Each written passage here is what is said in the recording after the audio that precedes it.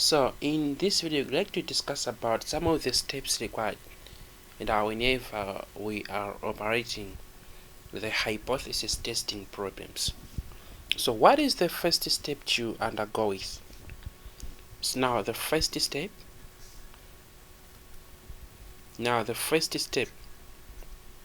it is said to be state the hypothesis. So you have to state the hypothesis. So state hypothesis. So in the sense that we should be able to identify what is null hypothesis and also alternative hypothesis. So you understand how all these things actually works, but this is the first step. So now, given the problem to do with the hypothesis testing, identify what is the null hypothesis and also the alternative hypothesis. At the same time, what is a claim? So of course, a claim is the same as the alternative hypothesis. So alternative hypothesis is also said to be a claim. So take note of that. That is, the alternative hypothesis are also said to be a claim. And we have another actually step, that is step number 2, which is said to be find the critical values. In other words, the critical values analysis. So it can be critical values or critical value. And this is obtained from the table. So from the table. And upon having the value of the level of confidence which is given as alpha. You understand how all these things work, but upon having the actually null hypothesis as well as the alternative hypothesis, then using the level of confidence that we have been given as the alpha, we calculate the actually a critical value from actually the table, which is said to be a normal table or is said to be a z table. So we represent the symbol for critical value given as CV. So bear that in mind. And what is the next step we should have to understand? So now the next step is that of the testing value. Compute the testing value. So compute the test value. Compute the test value.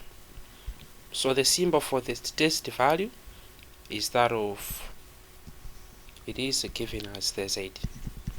So the formula for the test value is given as the Z is equal to mean minus actually x bar minus mu divided by the standard deviation over the square root of n. So this is the formula for the test value. So upon having, now you have to understand that upon having the critical value, then using the information that we have, we should have to calculate the test value, which is symbolized as Z.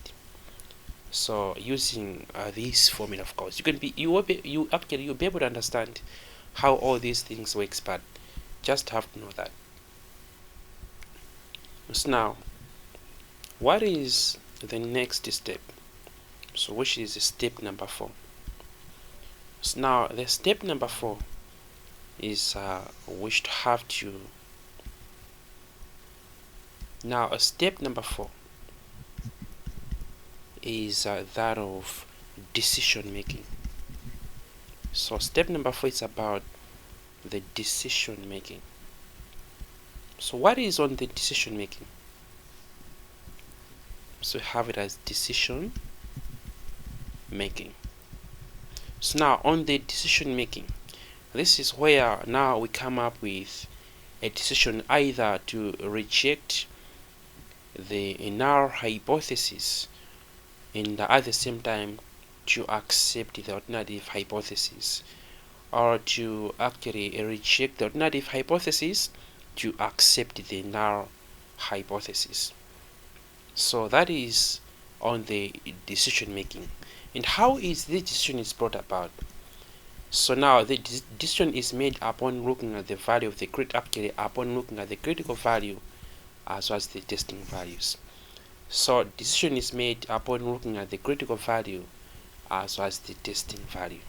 So we're going to look of all, actually we're going to see all these things, how do they work at the end of the day. But the decision is made upon looking at the critical value as well as the testing value, of which whenever the critical value is greater than the test value, and basically we accept the null hypothesis and we reject the alternative hypothesis. That is most of the times. And likewise, we reject the null hypothesis and accept the alternative hypothesis. So you understand how all these things work, but just have to know that. And the final step is that of now summarizing. So summarize the results. So this is the summary of the results. So summarize the results. So now upon looked at what is the decision, either we should have to accept the null hypothesis and reject the alternative, or likewise, now that's when we come up with a summary of what is it all about. So you understand how all these things work, but just have to adhere to these actually steps. We have the actually state the hypothesis, that is the null hypothesis as well as the alternative hypothesis, of which alternative hypothesis is also said to be a claim. Then from there find the critical value or values, and from there actually a normal table or residual by using the level of confidence that is being given. It can be 95% or can be whichever the level of confidence. And basically, would you happen to have two critical values whenever it is two doubt, and I will have the single critical value whenever it is actually a single doubt, that is right doubt or a left doubt. You'll be able to understand how do it works at the end of the day. Then after that one, we compute the test value. So we compute the test value using the information that we have. So you understand how do it works on the actually a test value. Then we make the decision looking at the actually a critical values as well as the testing value. So would you make the actual decision from there? Then afterwards we summarize. So thank you.